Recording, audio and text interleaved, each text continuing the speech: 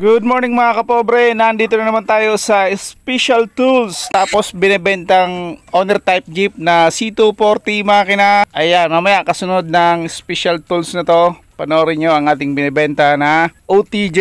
Ito na, ngayon meron nang nabibili sa Pilipinas. Galing na. Oh, ganyan ang ginagamit ko sa Saudi. Yan, spoon kung tawagan yan, mga pandukot yan. Spoon. Spoon. Naman, yung design nito, kung alon-alon ng yero, ito gagamitin mo. Ganito yan, oh. Yan. O kaya, pwede rin ito. Ito, kaya ganyan yan. Yung yero na alon-alon, papatag dito. Kasi, yung trabaho ng gatlaan na yan, ganyan, para yung yero na isang matambok, papantay, mahahati-hati sa ito. Kumbaga yung isang matambok na parte, mahahati-hati siya, lilipat dito, lilipat doon, mapapantay siya. Diba? Yung isang bagay na medyo mataas, pag itong martilyo nito ginamit yung pantay, hindi papantayan. Kailangan ito gamitin mo. Para ma-divide niya, yung malaki, liliit kasi mahahati nito. Diba? Ito sa mga maliliit na bagay. Diba? Meron sa sulok. Gusto mo panutanin mo yan.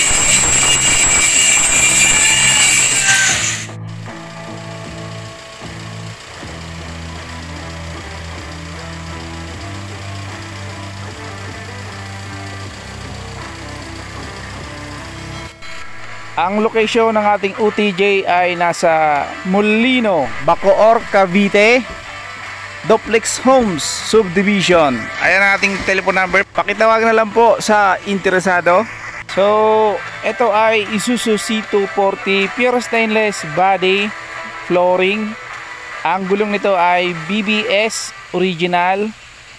Ang busina nito ay Bush. Ayan, ang negotiable price ng ating OTJ ay kayo na bahala magpresyo.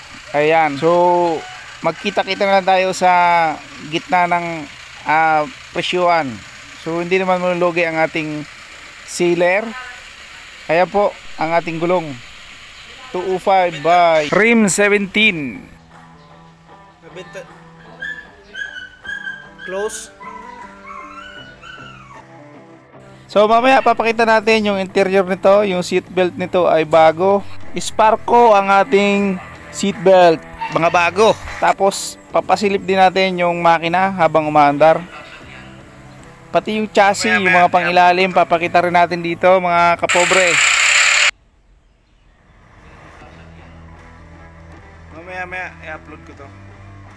Ayan naman, nakita nyo ang parking alagang-alaga. Hindi na iinitan, hindi na uulanan ng ating OTJ. So iba pang mga sasakyan na binibenta rito. Mga kotse, marami pa dyan. So susunod ay iba-vlog natin ulit yung mga kotse na available.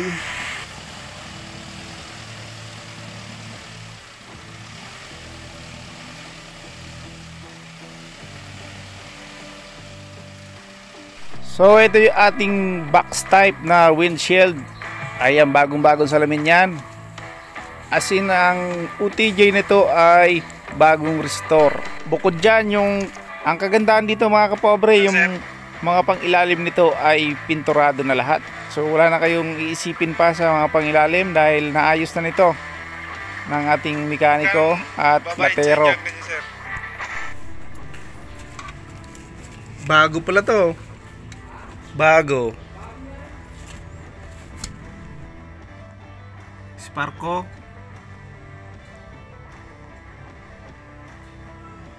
Ayan, maayos ang ating interior, mga upuan, matitino pa, tapos bagong pintura ang ating sahig na banda dulo. So ito stainless yung ating flooring dito. Ang manibela naman natin ay Honda. Ayan, nasa maayos na kondisyon. Wala lang itong labangan mga kapobre. Ito. Ayan ang ating mga gauges.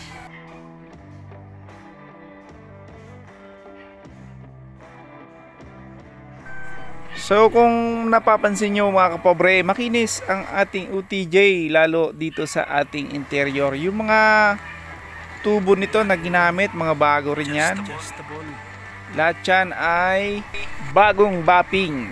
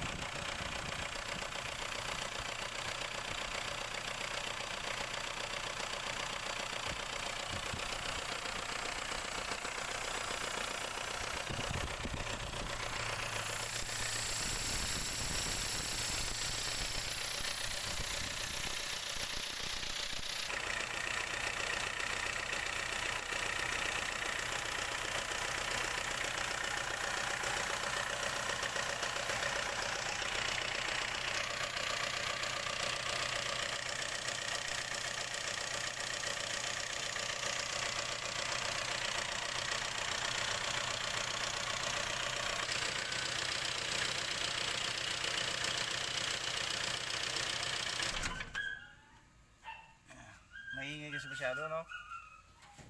Maingay masyado yung makina. Ha? Maingay masyado pag C240, ano? Oo, may ngayon, hindi pa yung kakain.